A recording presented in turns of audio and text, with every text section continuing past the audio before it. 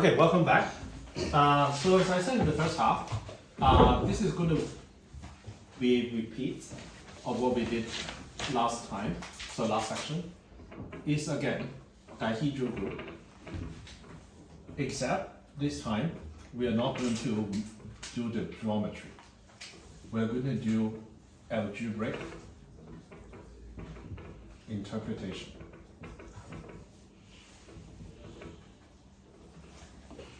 So I'm going to give another definition.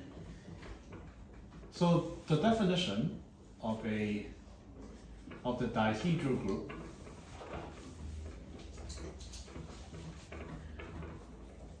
Dn is as follows.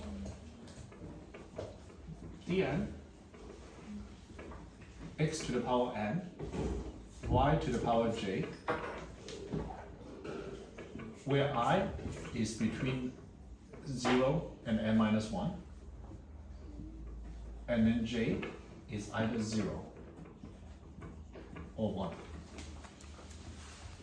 Again, if you plug n equal to 4, then it basically becomes the very first example where we kind of rotate the letter f. The 1x, x squared, x to the power 3, x, y, and then xy, and then x squared y, and then x to the power 3 of y. So we could write it out. So all the way to x to the power n minus 1, and then we do the 1 with the y in front of it. Y, xy, x squared y, and then x to the power n minus 1 y. Now this is not complete until we basically say there's satisfying the following three relations. Can someone tell me what those three relations are? Using x and y? I have a question, which is like clarify that. So what you're saying is that like it's kind of like I and J is kind of an I by J set like where you have different possibilities. Like for example, in the rotation and flipping of F, then that would be like 2 by 4, right? Yes. Like, yes. right. So 0 or 1, and then 0, 1, 2, 3. So there are total So 8 it's like number possibilities. of how many times like you have to like push the X button to get back where you started. Yes, except we're doing algebra. Right. Imagine someone at some point kind of made this up without thinking about what it means. I'm not joking. Like someone just kind of made this up as a group theory without. Actually, I do not know whether geometry comes first or algebra comes first. Okay. Geometry.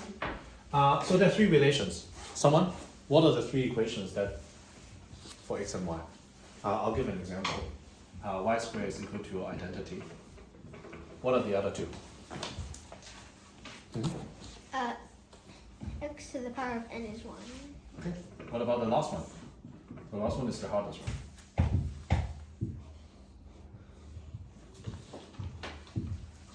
Wait, what's n for? N is an integer. N is an integer. Then y is y squared. Why is it 2, not some? Oh, because in your definition. Yeah, I just defined it. Okay. The last one is this.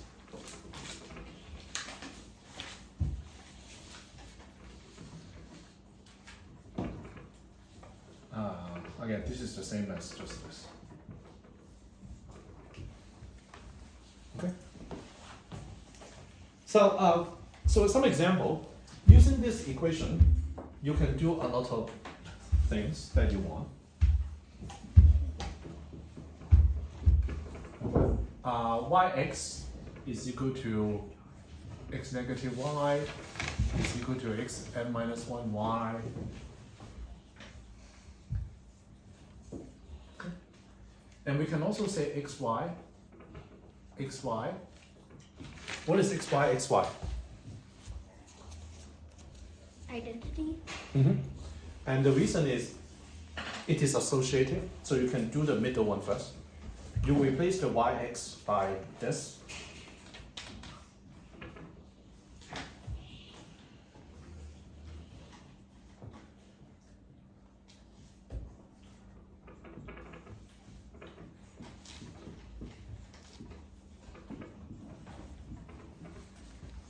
Okay. So now, just remind you, since we just talked about it in the first half, I expect all of you to remember it. But just remember, geometrically,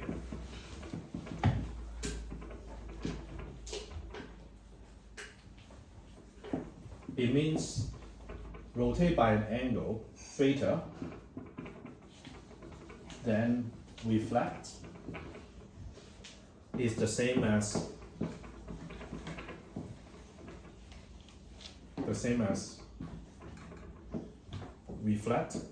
reflect, and then rotate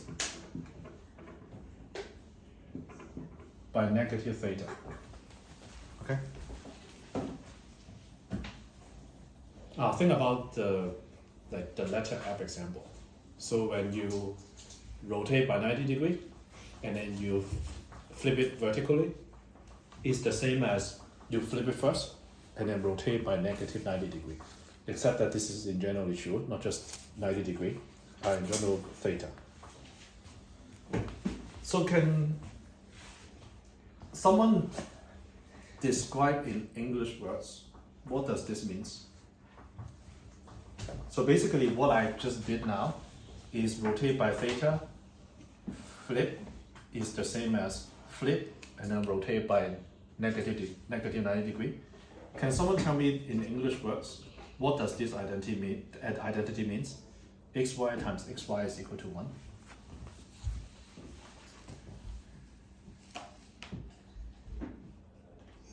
So one way to describe this equation in English words is if I rotate by 90 degrees and then flip, it's the same as flip it and then rotate by negative 90 degrees.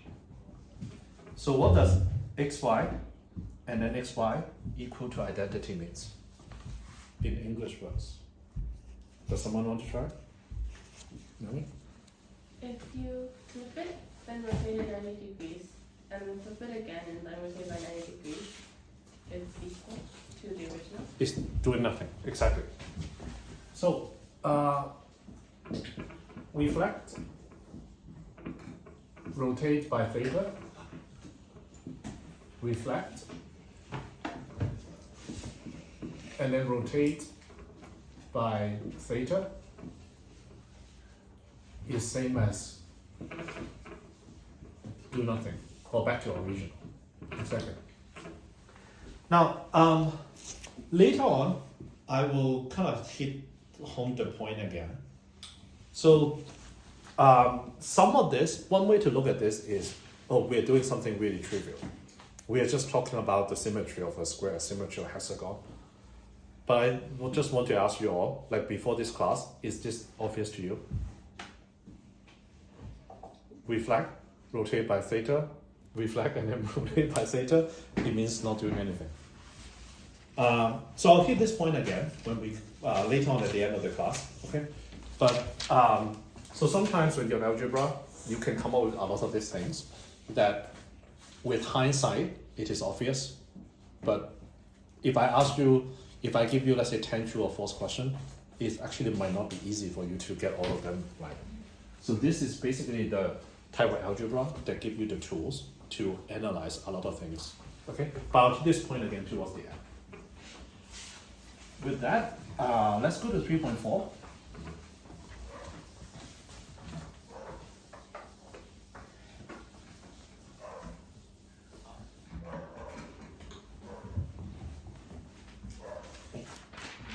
So 3.4, we're going to talk about something that we already discussed, kind of casually, called subgroups.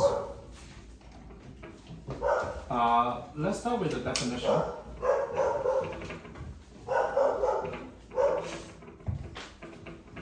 A subset capital H of a group G, capital G,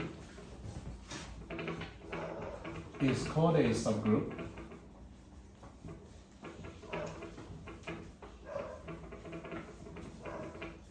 if three things are true. Number one, what we call closure, which basically said that if you have an element within H, another element within H, then AB is equal to H. So I'm basically using some formal definition to property number 3 of the intro example, self-contained. Okay? So intuitively, you can only call something a subgroup if you take two elements from the subgroup, you apply the operations, it is still within the subgroup. Okay, otherwise it's not self-contained. The second one, second and third one is a lot more obvious, identity. So for H to be called a subgroup, it has to be a group itself. So then that means the element, the identity element, has to be within the subset. Now, finally, inverse. Again, this is also a definition of a group. If you have an element A within the subgroup, then the inverse also has to be within the H. So remember, because G is a group, so its inverse definitely is in G. But we are saying if you say that a subset is self-contained, you need to not just bring in the element, but you also need to bring in all the inverses to that subset before you can call it a subgroup. Okay? So, in my opinion, this is all very intuitive. Basically, A, B, C means that H is only called a subgroup if it is a subgroup.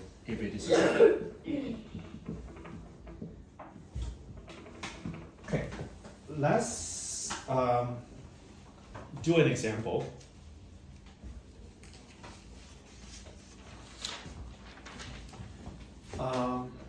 Let's take D6 as an example. This is a symmetry of a hexagon. 1x, x squared, x to the power 3, x to the power 4, x to the power 5, and then y, xy, x squared y, x to the power 3 of y, x to the power 4 of y, and then x to the power 5 of y. Okay. So there are three relations. Olivia, what were those three equations? Remember, it has to satisfy three relations. Y squared equals 1. Mm-hmm. X and X what? n. What is n? 6. Then what was the equation? 1. Uh-huh. Yx equals x subscript minus 1. Y. Okay. This is x inverse. Okay. So let's just test the group H. So first of all, H, if we just take all the x's,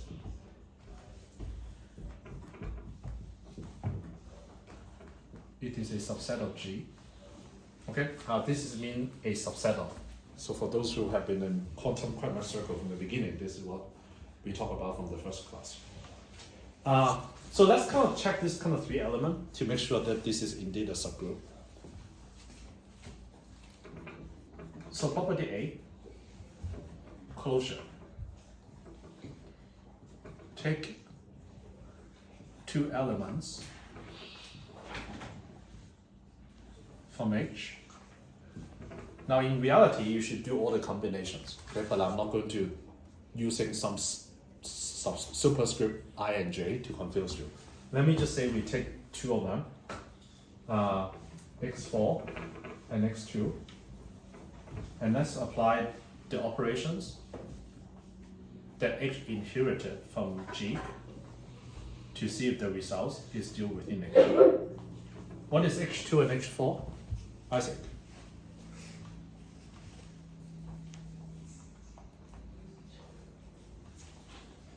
X2 and then X4, what is it?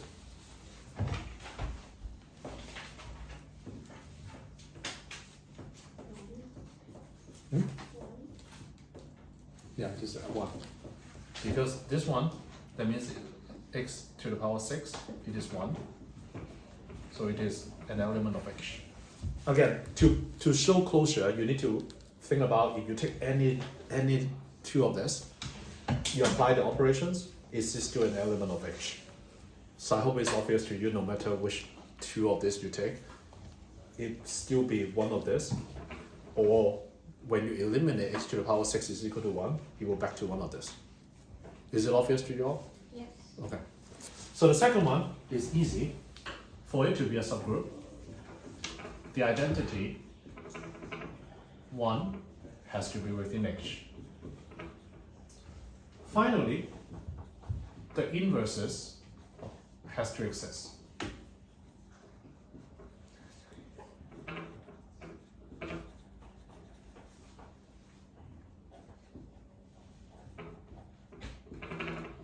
What's the difference?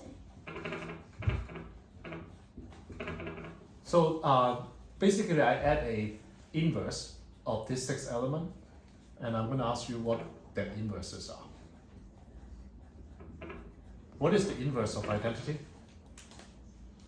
William? Identity. Yeah. What is the inverse of x? X5. X5. What is x squared's inverse? Olivia. Which element is x squared's inverse? X4. X4. Okay. X3, X2, X. So we just check all these 3 boxes. So therefore, this H, or containing all the X's, is a subgroup of G. Okay. So I hope it comes, everything comes together, because at the beginning, early in the class, I basically say, oh, let's just take all the X's, they're self-contained. Take all the Y and Y identity, it is self-contained. But this is what we mean when we say it is a subgroup. Okay, so we're doing well. I think we can finish in 35 minutes. So the last section, 3.5, there's going to be a lot of copying to do. Once we do the copying, and I'll explain what it is. But we should be done pretty soon. Okay, so I'm going to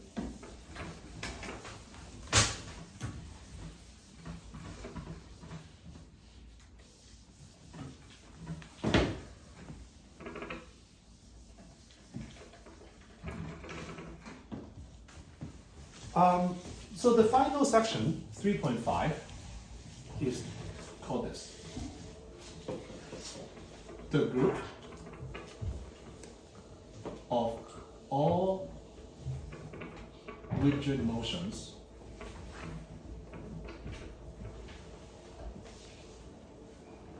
on a plane. And the symbol for it is capital F. So, can anyone guess what does rigid motion means?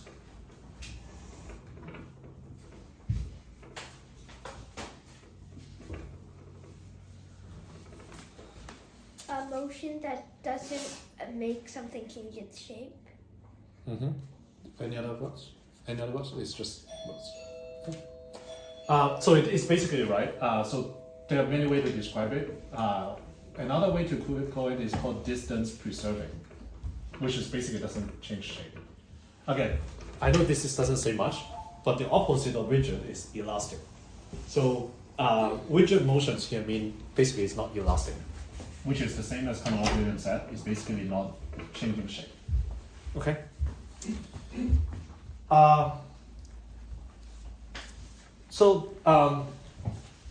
First of all, so far in this class, we talk about rotation, and we talk about flip. Do you agree those are examples of rigid motions? We all agree, right? You rotate it, you flip it, those are distance preserving. Okay. So now there are two theorems that I'm going to write out. The group of all rigid motions M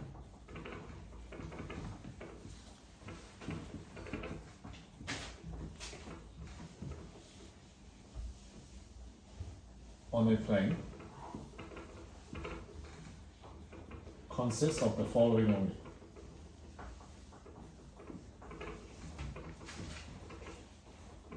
The keyword is only. Okay. So two of them we already know. Okay. Rotation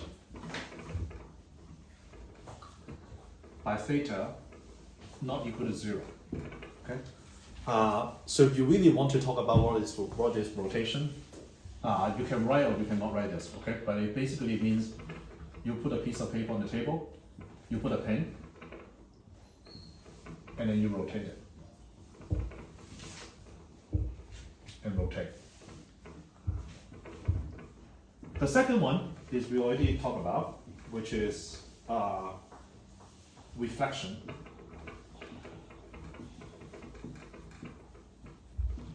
About a line L. So there are three more. Sorry, there are two more. What do you think those two are? One of them is translation. You use a very accurate and technically correct term. So it's called translation.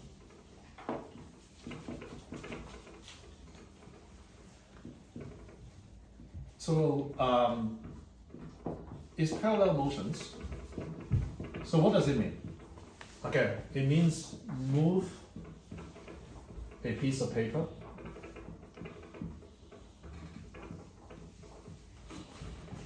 on a table in one direction. Okay, it means that's what it means by translation. And for example, if you have a letter F here, so a translation could mean that you move the word F here. To make it less abstract, you could think about if you have a box, you have a figure here, you move it like this, then it is a translation.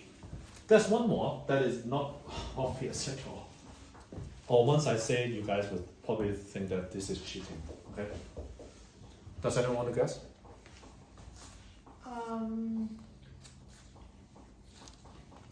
Let me think. Maybe Dilation? Nope, dilation is not distance preserving. Is it like Oh, this flip? Is Oh. it symmetry of the object? Say that again? Is it like flipping the object itself? That's reflection. do nothing. Oh, no. Sometimes I ask trick questions, but not that tricky. Okay? So it is called collide reflection. Because that's not using those vectors. It's basically 2 and then 3. Okay, let me give you a symbol. Give me an example. Let's say if you have this. Okay.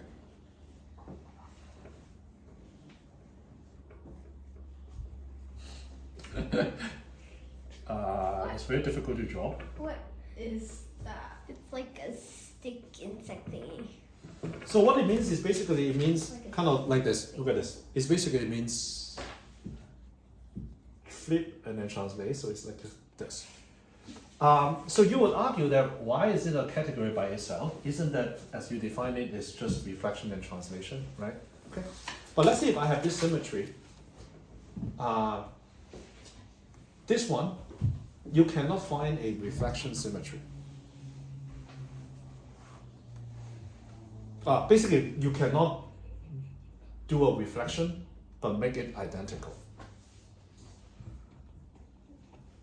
Okay, anyway, so that's the definition. Okay, I understand why you're all confused. Okay, let's just accept this. Okay, it's not important. Okay, the second one is this. theorem,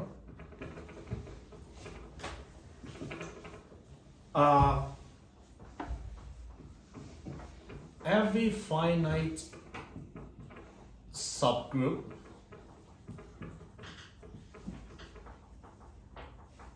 of M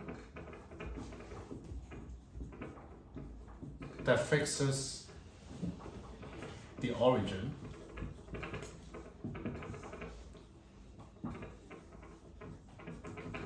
is either C subscript of N, the cyclic group, or B subscript of H, dihedral group.